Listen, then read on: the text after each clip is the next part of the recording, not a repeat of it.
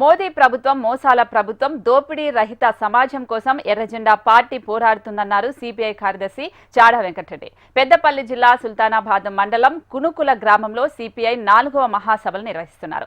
సభలకు సిపిఐ జాతీయ కార్యదర్శి చాడా వెంకటరెడ్డి, సిపిఐ నేతలు హాజరయ్యారు. ప్రజల పక్షాన అనేక పోరాటాలు చేసింది సిపిఐ అని పేర్కొన్నారు. రైతుల హక్కులను హరించిన వ్యక్తి ప్రధాని మోదీ అని వక్ఫ్ బోర్డు చట్టం తీసుకొచ్చి భూములను లాక్కున్నారని ఆరోపించారు. మోదీ కొంతమంది కార్పొరేట్ శక్తుల అనుకూలమని విమర్శించారు చాడా వెంకటరెడ్డి. నరేంద్ర మోడీ నువ్వు కాదు, నీ తాత దిగొచ్చిన ఈ దేశ ప్రజలు ఒప్పుకున్నారు.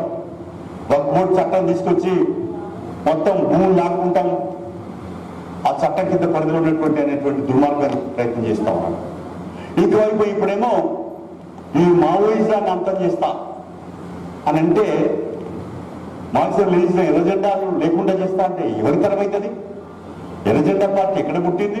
నేను ఇందాక చెప్పాను కదా, 1885లో చికాగో నగరంలో ఆనాడు ఎర్రజెండా ఆవిర్భవించింది.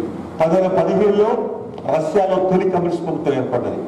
ఇవాళ చైనాలో 1949లో ఎర్రజెండా ప్రభుత్వం ఏర్పడి ఇప్పుడు కొనసాగుతున్నది. ఇంకా రష్యాలో సరే కొద్దిగా ఆటపోట్లు ఎదురైనా, నేను మొన్న వియత్నాం అసైన్మెంట్ చట్టం లేకుంటే ఈ భూస్వామ చట్టాలు లేకుంటే కౌల్దార్ చట్టాలు, ఈ చట్టాలు వచ్చినాయంటే కేవలం ఈ చట్టాలు తెచ్చింది ఎర్రజెండా పార్టీలే, పోరాటంలోనే చట్టాలు వచ్చినాయి. ఇంకో ఇప్పుడు కార్మికులకు చట్టాలు వచ్చినాయంటే ఏఐటీసీ కార్మికుల సంఘం పోరాటం కమ్యూనిస్ట్ పార్టీ అండదండల వల్లే వచ్చినాయి.